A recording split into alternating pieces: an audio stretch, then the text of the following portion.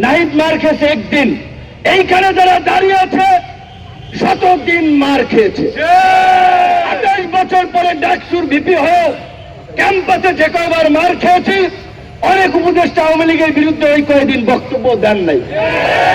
অবশ্যই আসিফ এবং নাহিদ তো আমাদের সহ আন্দোলনকারী, আরো অনেকে মাহফুজ সহ আমাদের ঘনিষ্ঠ, আমাদের সহযোদ্ধা সহকর্মী, একসাথে এনআরসি এর বিরুদ্ধে আন্দোলন করছি। ডাকসুতে নির্বাচন করেছে, তারা ছাত্র অধিকার পরিষদের সাথে ছিল। আমি তো শুধু বললাম এই কারণে যে এখানে কয়েকজন এই আন্দোলনের যারা ফ্রন্ট সাইজে ছিল তাদের ডেডিকেশন আছে, ত্যাগ আছে। আর কিছু হচ্ছে মৌসুমী নেতা, শুধুমাত্র 10-12 দিনের মিডিয়া কভারেজে এখন বিশাল নেতা হয়ে গেছে। তাদেরকে ঢুকাইছিল ছাত্রলীগ আন্দোলনের গতিবিধি পর্যবেক্ষণ করার জন্য, আন্দোলনে স্পাইগিরি করার জন্য।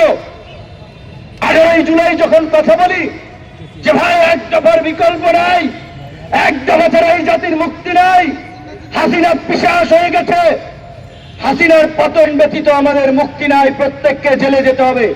তখন বলে ভাই আমরা তো এক দফার জন্য আন্দোলন করি নাই, এটা কি উচিত হবে? এরকম এখন 2-1 ব্যাপক বিপ্লব হয়ে গেছে, অথচ ফুল ছাত্রলীগের এজেন্ট হিসেবে এখন যাই হোক সোশ্যাল মিডিয়ার কারণে ব্যাপক পপুলারিটি হয়েছে, সেলিব্রিটি বনে গিয়েছে। কিন্তু তাদের পেছন দিকে একটু তাকাতে হবে। হঠাৎ করে চরিত্র বদল করলেই বদল হয়ে যায় না। তো গতকালকে এই আহতদের এবং বিশেষ করে হামলায় ফারুককে যারা আহত করেছে, আহতদের ব্যানারে এসে, আমি জানি না এটা সার্জিসকে বলতে হবে, এখানে জুলাই মুভমেন্ট ব্র্যাকেটে জার্নালিস্ট নামক একটা হোয়াটসঅ্যাপ গ্রুপে সার্জিসের ফরওয়ার্ড করে একটা মেসেজে সাংবাদিকদের কাছে চক্ষু ইনস্টিটিউট হাসপাতালের এই দুর্বৃত্তদের নিউজ কভারেজের একটা মেসেজ আমি দেখতে পাচ্ছি। এটি যদি সঠিক হয় তাহলে গতকালকে থেকে সার্জিসের সম্পৃক্ততা নিয়ে যে অভিযোগটি এসেছে সেই বিষয়ে সার্জিসকে পরিষ্কার করতে হবে। কারণ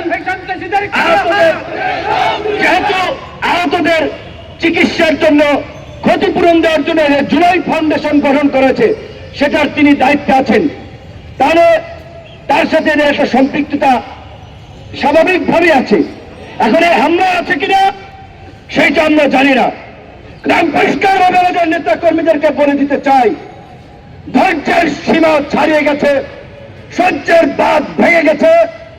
আগামী 24 ঘন্টার মধ্যে এই হামলাকারী শরীফ, হিল্লুল, তনয় সহ সাইফুল সহ যারা চিহ্নিত হয়েছে তাদেরকে যদি প্রশাসন গ্রেপ্তার না করে, যেই হাত দিয়ে ফারুকের গায়ে আঘাত করেছে ওই হাত আপনারা ভেঙে দিবেন। অমুক সাংবাদিককে হুমকি দিচ্ছে, অমুক হাউসে হুমকি দিচ্ছে যে আপনার হাউস ফ্যাসিবাদের দোসর, অমুকে এই ছিল, আপনারা আমাদের নিউজ কভারেজ করেন না, আসেন, না হলে কিন্তু অমুক হবে তমুক হবে। এমন কিছু বিশৃঙ্খলা হয়েছে। এই বিশৃঙ্খলার আমাদের উৎসাহী কর্মকাণ্ডে পরিষ্কারভাবে আমাদের বিন্দুমাত্র সমর্থন নাই।